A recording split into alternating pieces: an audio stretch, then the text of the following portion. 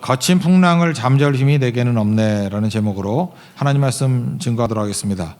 오늘 이 포도원 주인과 배은망덕한 종 비유인데 오늘 이 전통적인 것을 놓고 보면은 이제 회개의 중요성, 긴급한 회개, 또 하나는 하나님 나라가 어떻게 오느냐, 이런 두 가지 차원에서 좀 입체적으로 좀 살펴보도록 하겠습니다.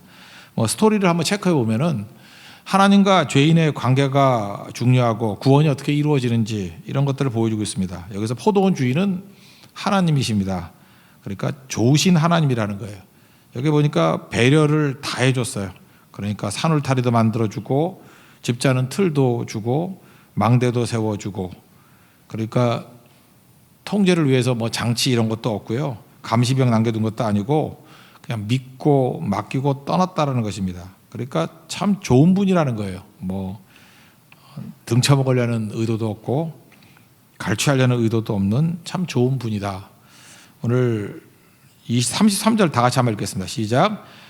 다른 한 비유를 들으라. 한 집 주인이 포도원을 만들어 산울타리로 두르고 거기에 집자는 틀을 만들고 망대를 짓고 농부들에게 새로 주고 타국에 갔더니, 그러니까 굉장히 관대한 그런 주인이 새를 주고 갔다라는 것입니다. 이거 이제 우리식으로 얘기하면 이런 거죠. 성실한 위임이죠. 주인이 좋아요. 그래서 완전히 다 맡겼어요. 그럼 종들이 어떻게 하면 되죠? 충성스러운 헌신이 있으면 됩니다. 그러면은 아름다운 동행이 가능하겠죠. 아무 문제 없어요. 너무 주인이 좋고 그다음에 종들이 충성하면 돼요. 그럼 이거 잘 안 깨집니다. 아름다운 동행이 가능하다라는 거예요. 근데 문제는 뭐냐 하면은 이 농부들이 어리석은 거죠. 약속을 깨버려요. 깨버리고 난 다음에 깨버리니까 뭐 문제가 생기는 거죠. 사실은 우리가 당하는 많은 고난들의 원인이 나에게 있습니다. 내가 만든 고난이에요. 그냥 내 죄 때문에 만든 고난이라고요. 우리 죄가 없으면 고난도 없죠. 고난은 누가 주는 게 아니고요. 이렇게 내가 약속을 깨버리고 내가 믿음을 저버리고 내가 자아에 사로잡히고 이때부터 모든 고난이 다 시작되는 거라고요. 고난은 자초하는 거다, 이 말이 맞다라는 것입니다. 그럼에도 불구하고 이 주인은요, 어떻게 보면 어리석을 정도로 인내하고 오래 참습니다. 열매 거둘 때가 되었다 그러죠. 그래서 열매를 받으러 보냈더니 종 보냈더니 때리고 죽이고 또 뭐 했죠? 돌로 쳤다, 이런 얘기가 나옵니다. 34절부터 39절까지 한번 쭉 읽어보겠습니다. 다 같이 읽겠습니다. 시작.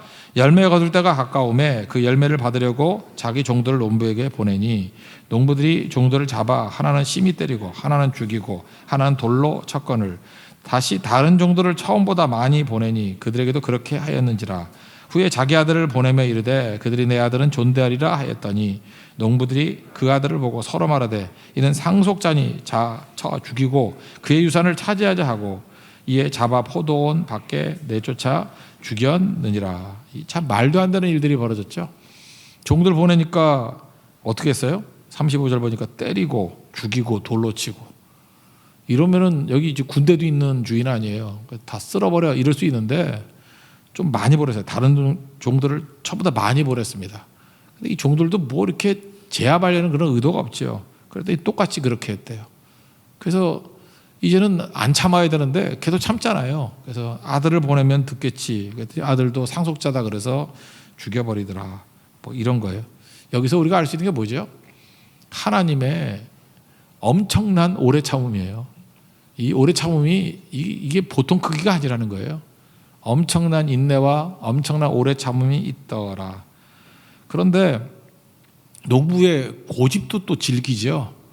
아무리 이렇게 관대하게 해줘도 끝까지 악을 행하고 끝까지 악을 행하고 끝이 없더라는 거예요. 결국은 이들이 왜 이런 일이 벌어졌을까요?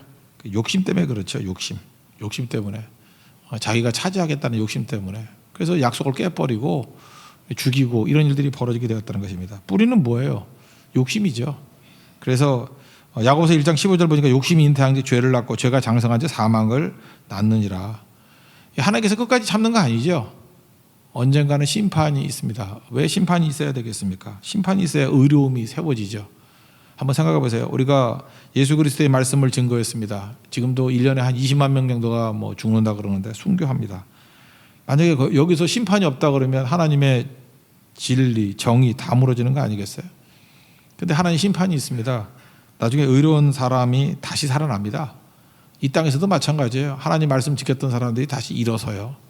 지금은 잠시 눌려있는 것 같이 보이지만 회복이 됩니다. 그게 심판이 있어야 의로움이 세워지죠.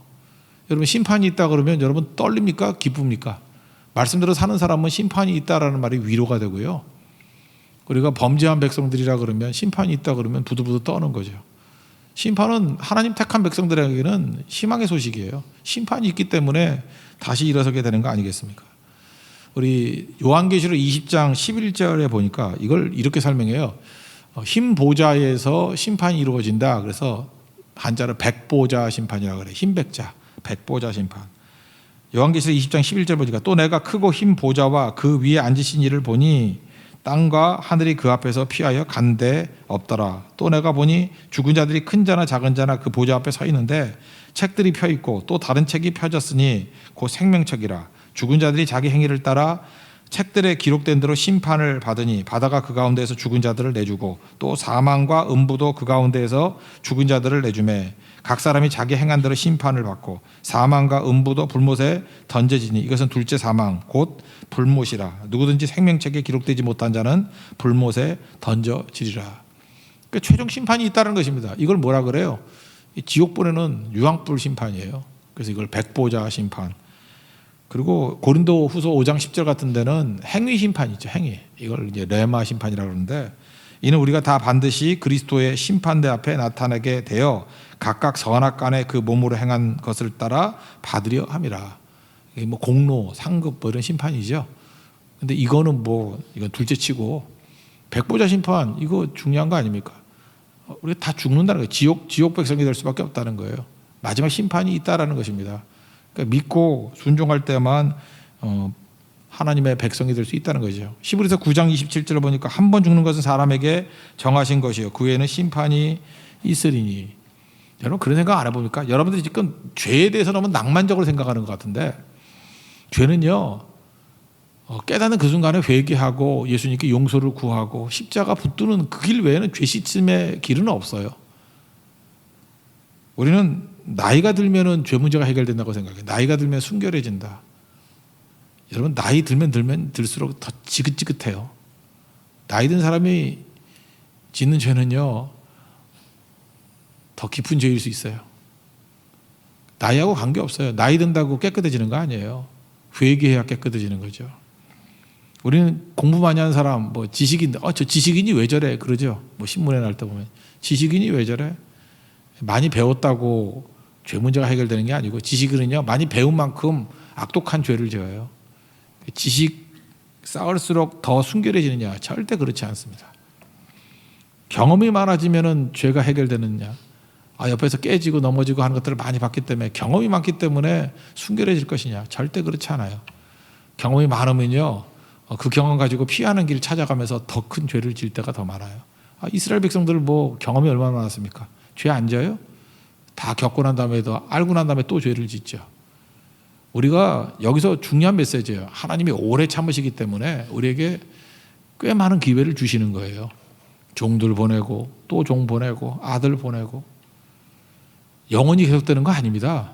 그런데 계속해서 하나님께서 적어도 우리에게 몇 차례 이렇게 주거든요. 몇 차례도 더 돼요.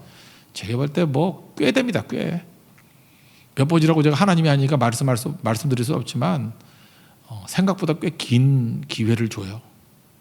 보내고 그때 여러분들 한순간이라도 빨리 회개하고 죽게 돌아오는 게 중요하다고요.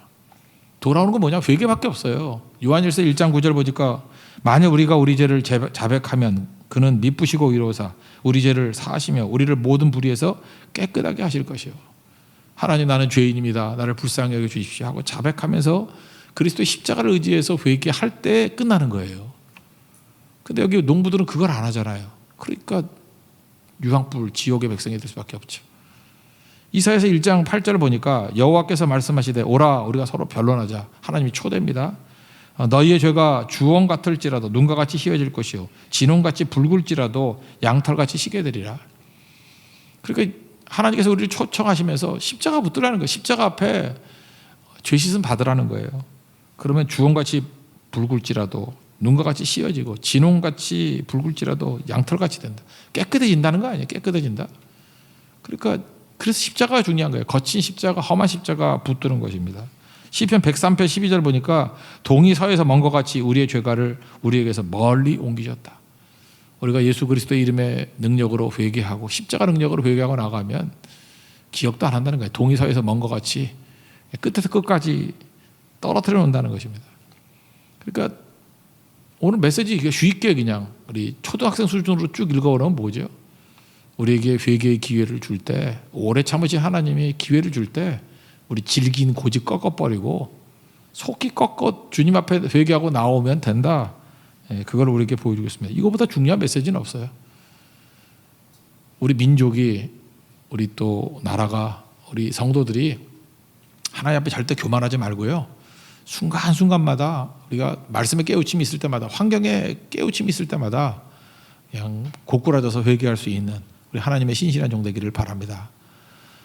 그러면 우리 천국 간다는 거예요.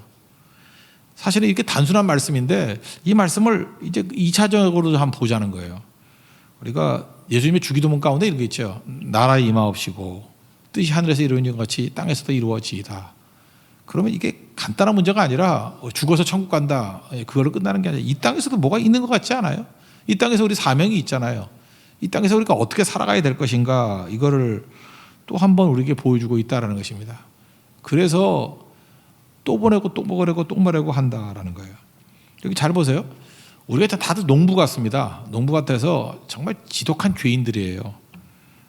우리가 하나님께서 우리에게 성실한 위임을 해줬죠. 좋으신 주인이잖아요. 우리가 맡겨주셨어요. 은사도 주시고 다 맡겨주셨어요. 하나님이 맡겨주는 건 악덕이 아니에요. 악덕 업주 같지 않아요. 좋은 것으로 다 맡겨주셨어요. 하나님 좋으신 분이에요.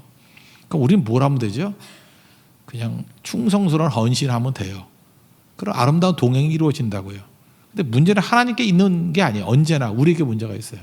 모든 고난, 모든 문제의 발생은 내가 약속을 깨기 때문에 그래요. 약속을 왜 깨죠? 욕심이 들어와서 그래요. 욕심이 들어와서 이거 내가 좀 해먹어야지, 그죠? 내 거 만들어야지, 내가 해야지. 이 선악과 유혹이거든요. 선악 판단을 내가 하나님 같이 돼야지, 내 것으로 만들어야지, 투 해부 해야지, 이런 거예요. 욕심이 들어오면요, 인간은 요즘에도 우리 이 사회에서 얼마나 많이 그런 겁니까? 합리화시켜요. 합리화시킨다고. 그래서 농부들이 합리화시킨 게 뭐죠? 야 봐라, 죽어라 일은 내가 했잖아. 왜 주인이 그거를 왜 받아가려고 그래? 일은 내가 했잖아. 그래서 일한 자가 가져야 돼. 자기끼리 이론을 만드는 거예요. 그 다음에 주인은 돈도 많잖아. 돈이 남아도는데 뭐 더 가질 게 뭐 있어. 또 그 다음에 좀 더 합리화시켜요. 이 땅 우리가 농사 안 짓고 놔두면 황무지제잖아. 우리가 농사 지어가지고 유지하는 것만 해도 고마운 줄 알아야지. 그죠? 땅 못 쓰게 될 땅 우리가 농사해줘가지고 이 정도 유지한 거 아니야. 만약에 다른 농부들에게 맡겼다 그러면 세도 더 받고 훨씬 나아질 수도 있는데 이렇게 합리화시켜요. 합리화의 목적이 무엇입니까? 나 때문에 됐다라는 거예요. 그래서 자기 합리화예요. 그리고 자기 자신에 대해서 과잉 계산해요. 과잉. 그리고 자기 공로를 극대화해요. 여러분 이게 얼마나 많은지 아십니까? 우리 꼭대기부터 한번 봅시다. 목사가 그래요. 저도 우리 교회 개척했잖아요.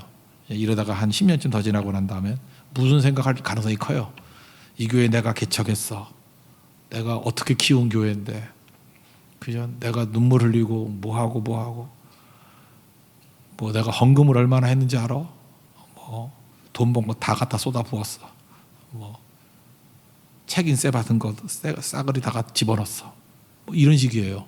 그 누가 준 거예요? 하나님이 주시고 하나님께서 길 열어주시고 하나님께서 말씀 증거하게 만드는 인사이트 주시고 거기서 다 나온 파생물들인데 그건 다 죽여버리고요.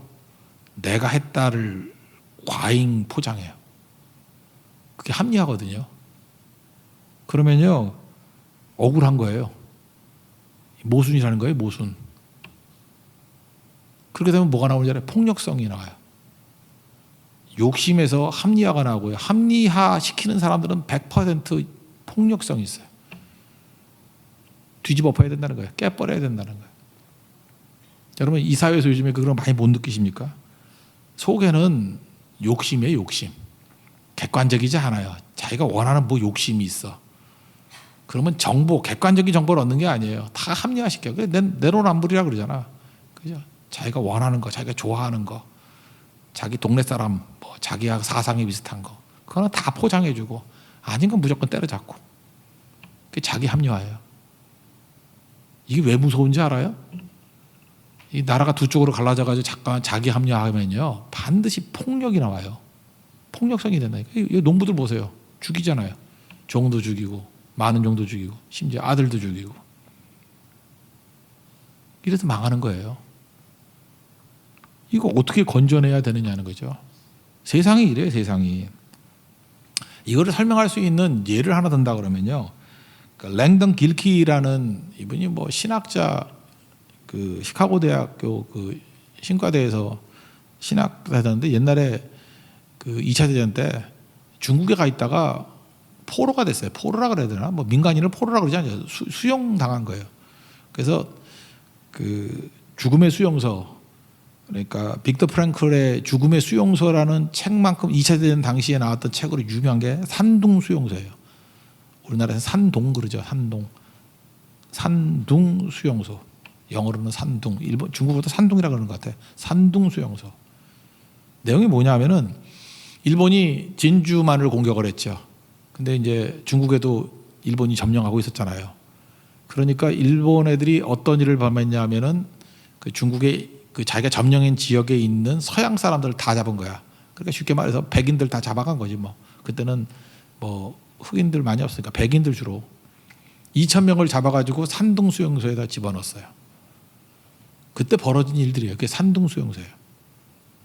근데 수용소가 크지 않으니까 3평짜리 방에 막 10명씩 넣고, 그러니까 지난번에도 한번 그 필리핀 교도소 한번 사진 보여준 거 봤습니까? 범죄들이 너무 많아가지고 누울 자리가 없어요. 다 이렇게 앉아 있더라고. 그러니까 우리 교회 요 정도 되는 데에 한 5,000명이 들어가 있는 거야. 그럼 어떻게 돼 있겠어요? 누울 자리 없어요. 누울 자리 없고 얼마나 더운지 다 우통 벗고 있고 이렇게 앉아 있다가 쓰러지고 뭐 이런 식이에요. 그러니까 지금도 여러분 뭐 교도소에 안 가보셨죠? 저도 가본 적이 없는데 옛날 교도소는 되게 좁았대요. 그래서 이렇게 딱 칼같이 누워 자지 않으면 안 되고, 그래서 새로 들어온 사람들은 뭐 변기 옆에 재우고 그런 데잖아. 변기 옆에 재우는 게 왜 나쁘냐 그러냐면 그만큼 여유가 없는 거예요. 그냥 좁은데 바글바글 들어있는 거예요. 그 안에 가득. 누우면은 빈자리가 없도록. 그러니까 산둥수용소가 그랬대요. 3평짜리 방에 뭐 10명씩 11명씩 넣으니까 이건 뭐 제대로 앉아있지도 못할 정도로 좁은 거예요. 그러니까 얼마나 고통스럽겠습니까? 그러니까 이 서양 사람들 뭐 등치도 큰데 얼마나 괴롭겠어요. 그래서 날마다 이들이 갈등이 뭐냐면 아무 생각도 없는 거예요. 그냥 좁아 못 살겠다. 그죠? 답답해 못 살겠다. 근데 거기에 비교의식이 생기는 거예요. 어떤 방에 보니까 우리 방에는 지금 10명도 제대로 앉아있지도 못할 텐데 11명이 있는 거예요. 미치겠죠. 못 살겠다. 11명이 들어와 있어서.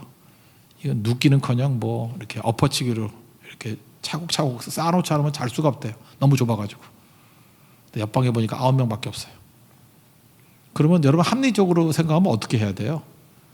한 명을 옮겨서 저쪽으로 가면 10명, 1명. 그래 공평한 균등한 배분이 되겠죠. 여러분들 우리가 이렇게 배부를 때 별 문제 없을 때는요, 배분의 정의 그러면서 이게 억울하다, 합리적이 돼야 된다, 뭐 약자를 위해서 뭐 가난한 자를 위해서 뭐 이런 거 뛰죠. 다 그러던 사람들이었어요. 근데 수용소에 들어가 있더니 11명 있으니까 네 9명 있는데 1명 가도 되지 않느냐. 근데 9명도 좁은 거예요. 우리가 뭐 때문에 그런 걸 받아 그러면서 안 받으려고 그러더라는 거예요. 지금 9명도 숨도 못 쉬겠는데 1명이 더 들어오면 어떻게 사냐. 11명도 못 살겠지만 9명도 못 사는 거예요. 다 똑같이 어려운 거예요.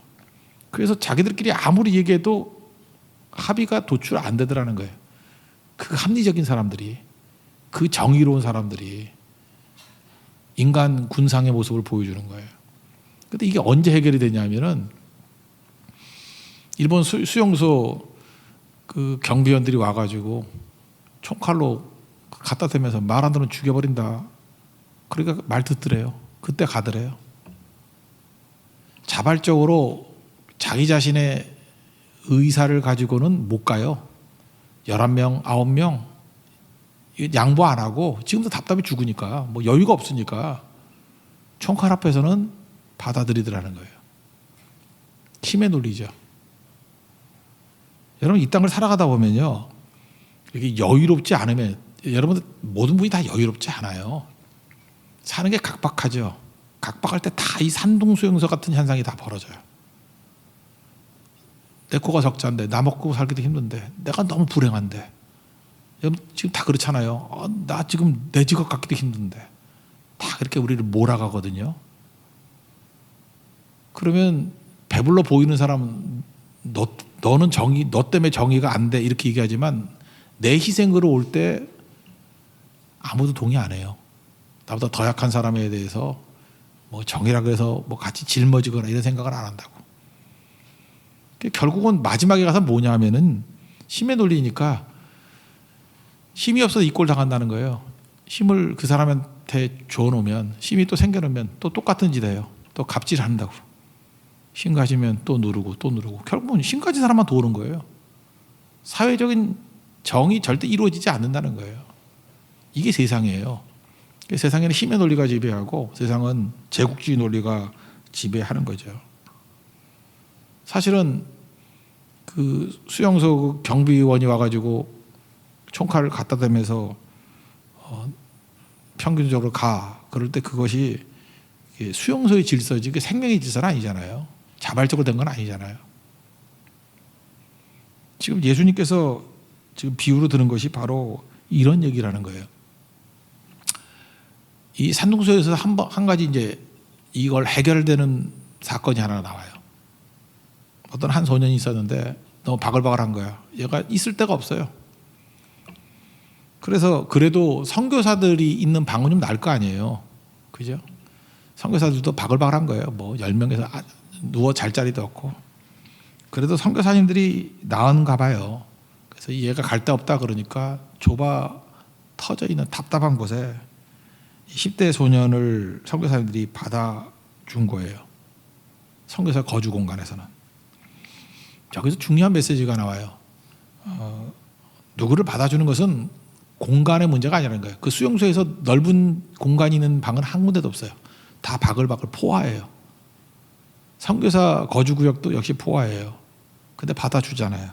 공간의 문제가 아니라 마음의 문제다. 오늘 우리에게 주는 메시지예요.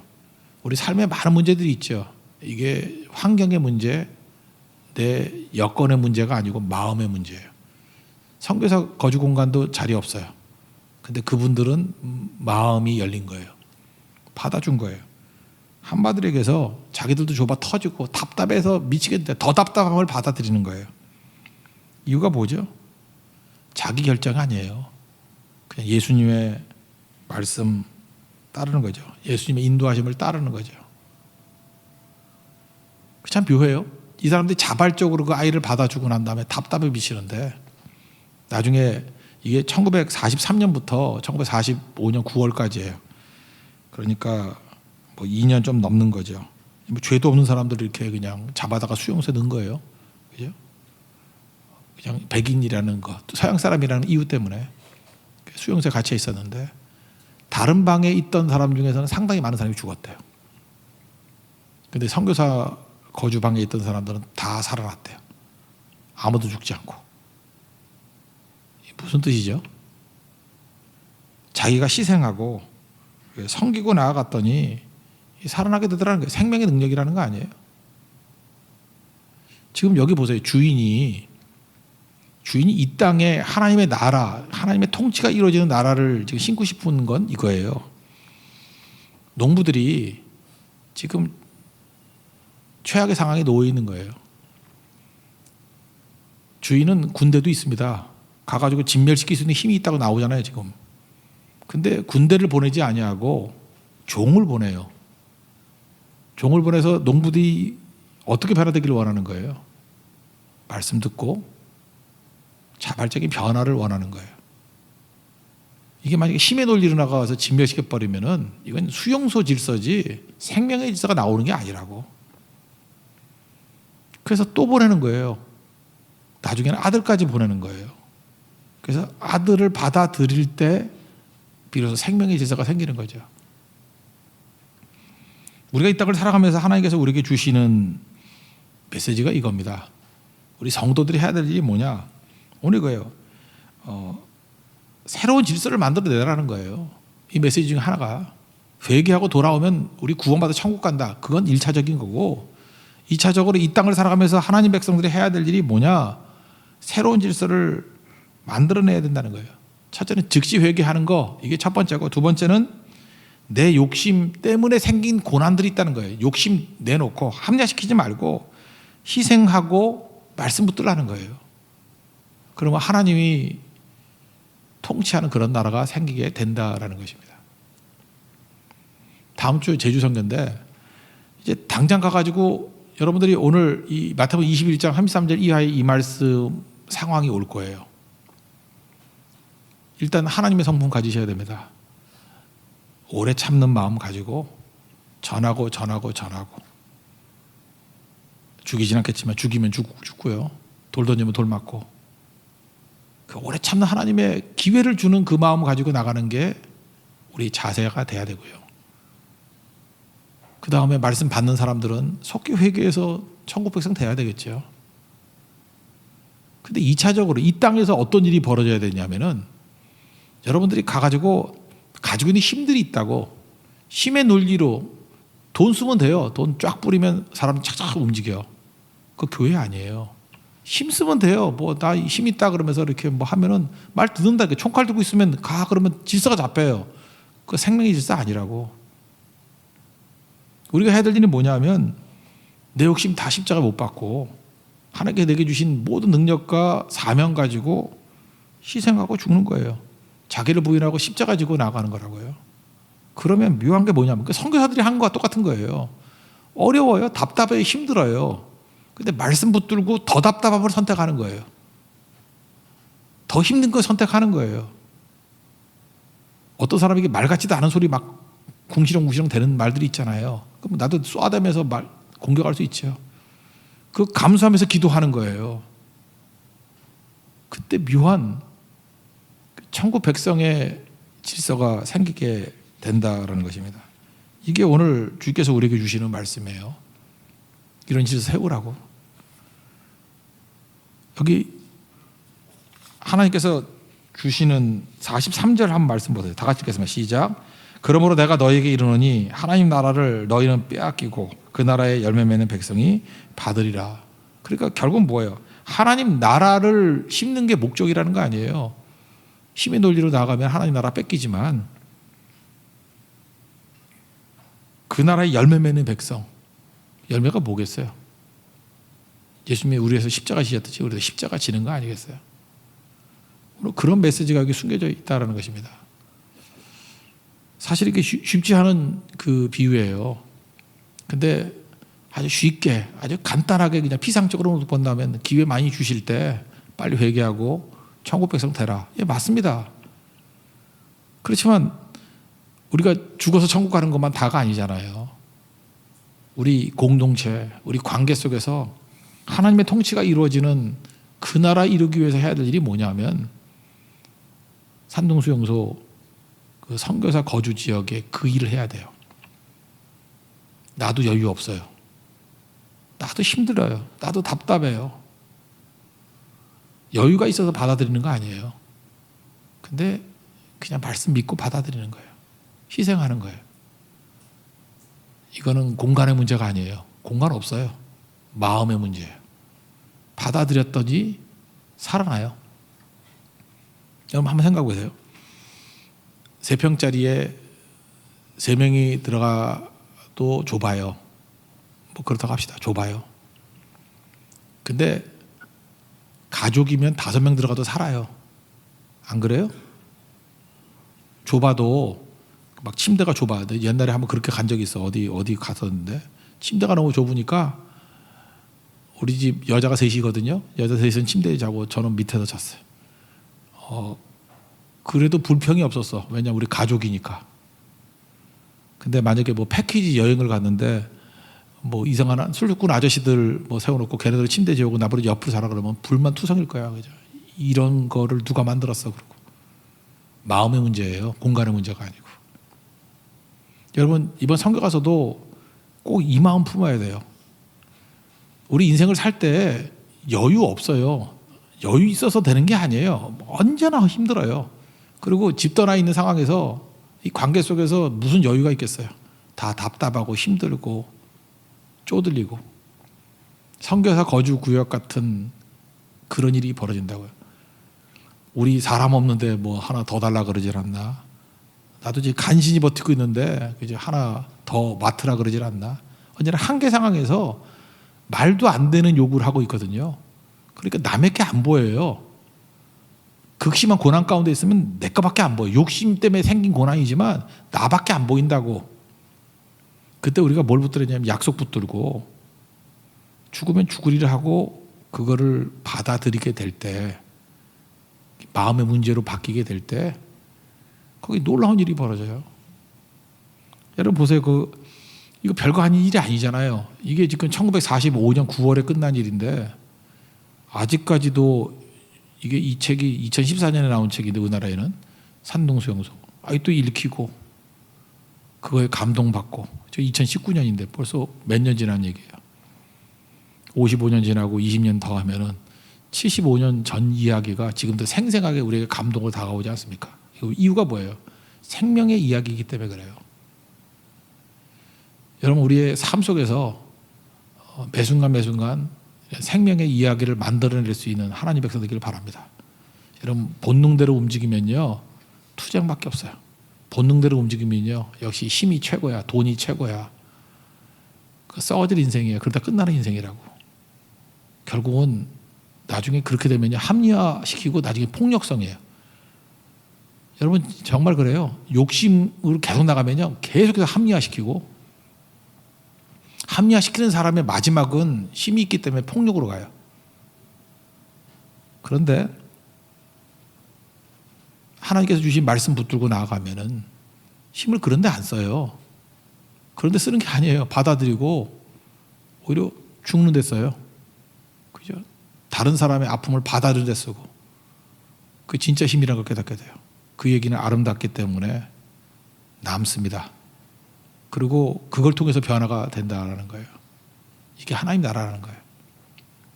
사람들이 버린 돌이 모퉁이의 머릿돌이 됐다 그러잖아요. 그 기초 위에 하나님의 교회가 세워지고요 새로운 부흥이 시작이 됩니다. 그게 예수님 말씀이에요. 오늘도 이런 은혜와 기적을 맛볼 수 있는 우리 하나님의 거룩한 종 되기를 바랍니다. 예. 우리 무리로 오라 찬양하겠습니다.